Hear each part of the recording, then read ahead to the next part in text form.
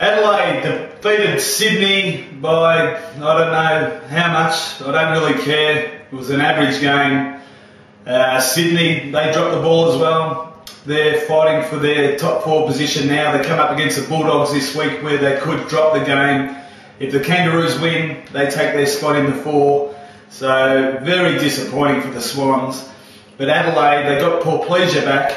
It just shows he's the barometer of the team. Kicked 5 goals, won the game for him, and given him just a little bit of a sniff of getting back in the 8 now. Freo defeated Port Adelaide by 28 points. Another nothing game, really. Doesn't really matter what happens in these games now. They can't make the finals. But Reece Palmer for the Dockers, he was fantastic. Best on the ground. Just shows he's a young fella. I think the rigours of AFL footy were getting to him a couple of weeks ago. He had 1 or 2 weeks off, fresh in the body, come back out, and he was best on ground again. Just a real workmanlike win for the Kangaroos. The same old suspects, Simpson, Harvey were fantastic, but it was great to see Lindsay Thomas kick 5 goals. He's been fantastic all year. Him and Matthew Campbell up forward, real little goal sneaks, put a heap of pressure on, and also kick goals. They're invaluable to teams like the Kangaroos, where they tend to kick the ball in long sometimes, bring the ball to the ground, and look for these guys to swoop on it and get the crumbs and kick a couple of goals. The ladder opened up for them. Everyone lost. They won. It was Steve Bradbury-like. They went from 10th Saturday night up to 5th. And they've got a real shot at the top 4 now.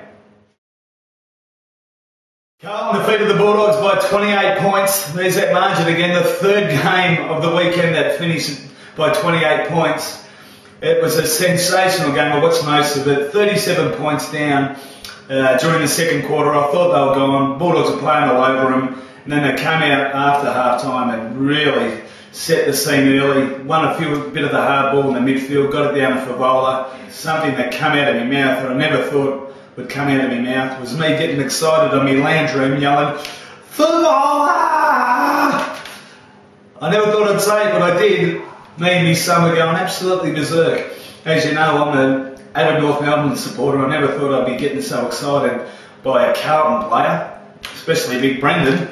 You ride the roller coaster with Brendan, he's up and down like this, but when he's up, he is the most exciting player going around when he's going. He was fantastic, kicked 6 goals, the midfield were brilliant. Chris Judd had 32 possessions. The great part about Chris Judd's game though on the weekend, he had 26 uncontested possessions. Most of the time you would say, oh well, he's getting the outside ball, but that's what Chris Judd's got to do. He's got to try and break the tag with some real gut running, and that's what he did. Got on the end of a heap of handballs, and when he's free and he's got a bit of time to use the ball, as we know, he's the best in the competition. Nick Stevens, 31 possessions was great. Mark Murphy did it again, 28 possessions. So, between the 3 of them, they've had 90 possessions, and that's what set the win up for them.